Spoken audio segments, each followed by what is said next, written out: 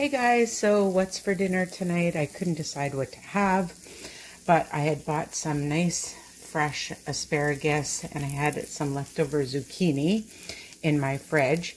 I took a can of mushrooms and sauteed it, added some steamed zucchini, added some of this tomato sauce because it was in the fridge and I wanted it a rosé sauce, so I added a little bit of cream. And then I added a little bit of some Parmesan.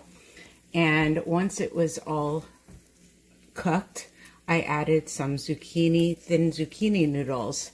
I didn't cook those because the pan was hot and then it won't get mushy. Then I had some shrimp that I had bought. Added some onion and garlic powder to it, a little bit of olive oil.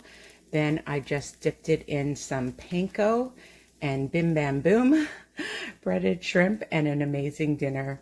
So really easy, simple ideas.